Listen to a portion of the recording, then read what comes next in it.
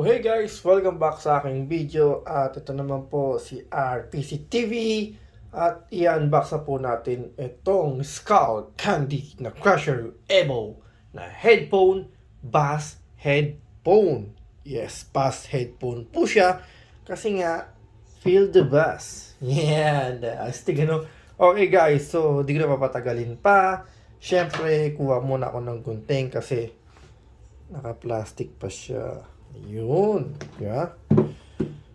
So, yes po, i-unbox natin. Bubuksan natin talaga siya. Oh, ano ba? Ayaw mabuksan.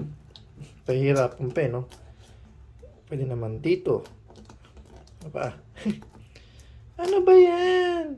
Ayan na. Teka, nagasgas na yung box. Ano ba to? Pasensya na kayo mga kaibigan. Ayan na, hindi na kailangan ng gunting. Manipis naman kasi yung plastic. May pagunting-gunting pang nalalaman. Okay. Ayan na. Hinubaran na siya. Naku po, hinubaran na nga. Ayan na nga. Yun. Yun, dahan-dahan. So, SkullCandy Crusher Evo guys. Yes. With 40 hours na battery life. Yun nga po, adjustable yung kanyang base dito. Yun. And then, meron siyang find your earbuds. I think, pag ito ay medyo nawala or within the area, alam mo kung saan siya napunta. Yes. At meron siyang personal sound audio tune to your unique hearing sound personal. Iyon. So, siguro ito yung application na pwede nyo gamitin para malaman nyo ang inyong, ano ba tawag ito? Yung kanyang settings ng sounds na gusto ninyo. Yes, kaya nga personal, di ba? Okay, ang dami ko nang sinasabi. Ito yung kanyang box. Yung box niya guys is napakakinis. Kasing kinis ng mukha mo. Ayan, makinis ba yung mukha mo? Kung hindi, paala ka na doon. Okay, and then yun na nga po, 40 hours. And then meron siyang rapid charge which is within 10 minutes, 3 hours. Yun, hindi pala mali. Sorry. So, yun, 10 minutes nga po na mag-charge siya, 3 hours mo na magagamit. And then meron siyang call, track, and volume control, activate assistant, yun nga po, adjustable sensory bass, personal sound, and premium audio quality which is sinabi ko na ito nung nauna kong video. Okay, inulit ko na naman. Paano ba siya? So, ano ba to? Sorry guys, first time mag-unbox ng ganitong SkullCandy. Ayun. So, dito pala siya bubuksan. Ha? Yun. So, ayan. Open nyo lang. Napaka-pin ng box niya. Talagang hindi siya cheap na headphone. Alright. Yun. So, experience personal sound. Yun nga po. You know? Ayan. Di ba? And then, syempre, yun, meron siyang kanyang application. So, download lang sa Google Play. I-scan nyo lang itong QR code. Ayan. Let's go started. Kung paano siya gamitin. Yung kanyang controls. Right controls. Yun. Then, ito yung experience personal sound na kanilang pinagmamalaki. Nakalagay yun, the world best bass. Wow! Sa mga best headed na mahilig sa gitong headphone, yes. Pasok na pasok. Ayun. And then, yan nga po, kanyang settings. Okay, so, ano pa ba? Ito nga ata siya. Buksan na natin to. Yun.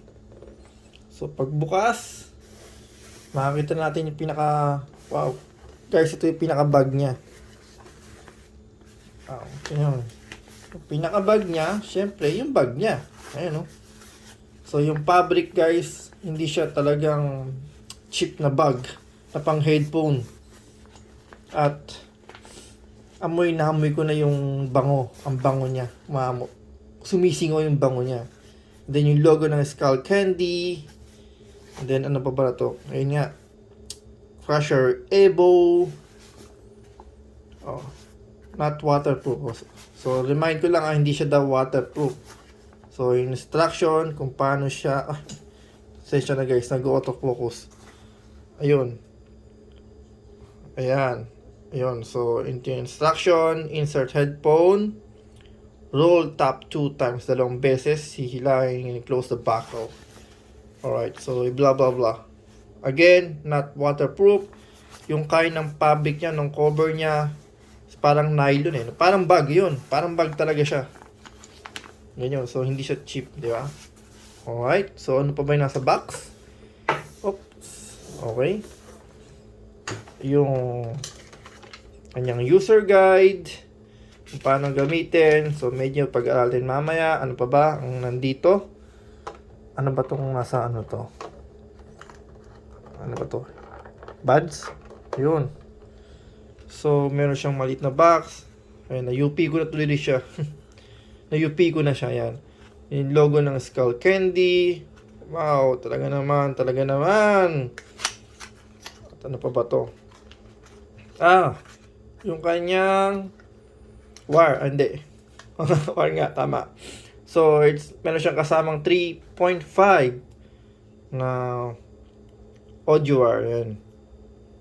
So, it's like a 3-pin. Kasi meron siyang yung mic. I think, yes. And then, yung kanyang cord. It's like a cord ng mga Samsung. Parang ganun yung charger. Ng mga ganun, blah, blah, blah. Alright, ano pa rin nasa loob nito? Oh, ito sulat. Love letter, hindi.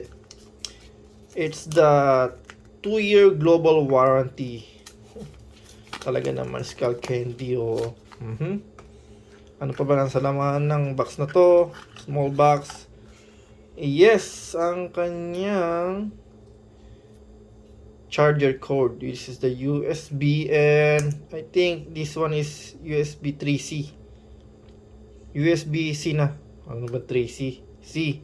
Yun po. Sorry guys. So USB-C na siya. And then this is the USB-A. Wala siyang kasamang plug. Wala na siyang kasamang pinaka-adapter niya. But magagamit natin siguro dito yung mga charger na common na charger na Samsung or anything na meron kayong charger nyo or adapter, blah blah blah. Okay, so syempre yung ating headphone mismo, teka lang, buksan. Ayun, tinanggal ko na yung pinaka-bakay na, ayun. So yung pinaka-low pala guys, yung bag, malambot, soft, feel na feel, you know. Para siyang ano ng carpet siguro. Okay. Wow. Yun, no. Alright, so meron siyang cover na plastic. Oops, sorry guys. Ito. Ayan, no.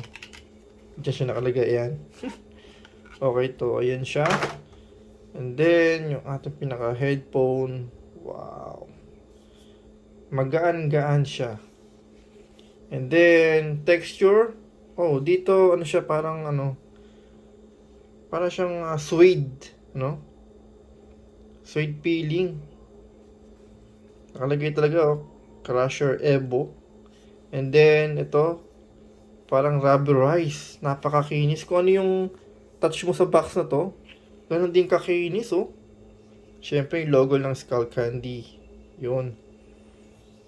Para siyang rubberized talaga. Wow, soft. Napaka-soft niyang Saka yun nga guys, feeling ko napakagaan ito. Ha? Magaan siya na headphone, no? Hindi mabigat sa ulo. Okay. And then ito, syempre soft. Malambot. Yan. Malambot siya. Malambot. Then, ang gumang-guma. Diba? Wow, ang kinis din niya. Ang sarap niyang himas-himasin, no? Okay, and then this is the pads. Parang leather, no? Parang manipis na leather. And then yung stitching niya, guys. Nag-autofocus. Ayun, no? Yan. So, ayaw ko lang kung memory foam, parang hindi pa ata, no? Pero anyway, yan ang problema. Para siya sa mga common na premium headphone, siguro. Ayun, no? Lambot niya, guys. Okay, and then syempre yung kanyang mga socket. Again, this is the 3.5mm jack to, panigurado guys. And then yung kanyang port for the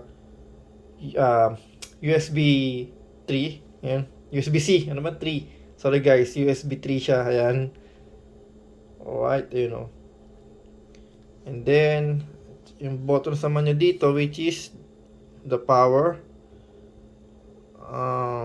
The power siya, tama. Power nga. Okay. So, and then, ano pa ba? So, ito yung kanyang bass sensor. I think, tama ito nga, no? Yung pang-control kanya ng bass niya. So, pagka sinoswipe nyo, medyo hard ng konti. Ayan, no? Yeah. Pag ini-slide, medyo hard ng konti. Ayun. So, I think this is the power. Ang power nga ba? Anyway, kasi nakikita na, no? Power nga ba siya? This is the warranty card. Okay. So, yung mga buttons niya, guys. Saan na nga ba yun? Ayun. Okay. So, parang nakita ko na siya. Alright. So, ayun. So, yung power button pala niya, guys. Sorry. So, this is the power button. Yes. And then,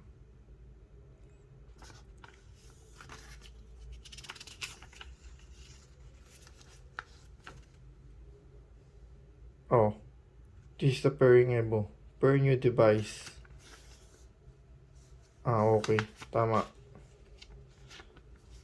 So, iilaw siya pag nagpe-pair na siya. Tama. Ano ba? Ano ba sinasabi ko? Okay. And then, next guys is the play and pause. Which is, ito yung pinaka-play and pause niya. Yun guys. So, ito palang button na to ay yung check natin yung pinaka manual niya. Okay, so ayun, this is the volume up, volume down. Ayun, so guys, ito pala yung volume up, and this is the volume down. Ang galing, no? Ang galing ng kanyang akala ko talaga ito yung pinaka press button niya, yung pinaka on niya, pang on, hindi pala. Sorry. So, kaka-open ko lang, hindi ko pa pinag-aralan talagang. Ito yung actual na unboxing, you know. And then, yun nga, next step. Okay. So, pang track, yun din. Lipat. Track forward and track back. So, ito din yun. Ito yung volume. Ito din yung pang lipat ng kanta. Yes. Track forward, track back. So, yun ang pinaka-button niya. Para doon.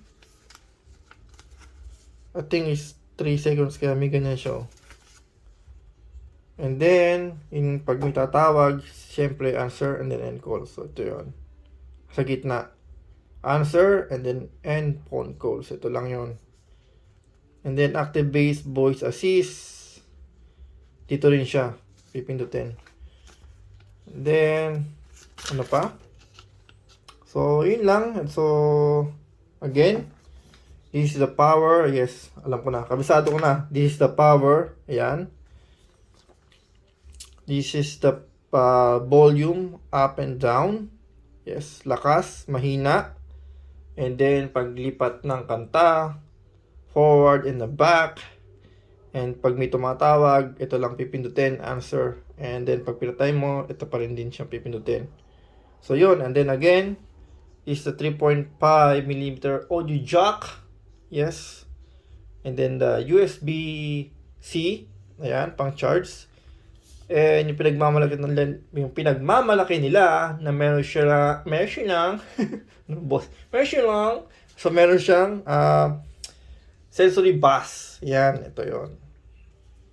So, yun. So, yun po. Ang SkullCandy Crusher Evo. And with the sensory bus na pinagmamalaki ng SkullCandy. Yun. Okay, so yun ang laman ng box niya. Ito yung pinaka-unboxing video natin, guys. Siyempre, so siguro hanggang dito na lang muna, and then mag-upload na lang po ako ng video pag na-test ko na siya. Okay? So, thank you for watching, guys. This is the Ramon Paulo Castro or the RPC TV Philippines. Ciao!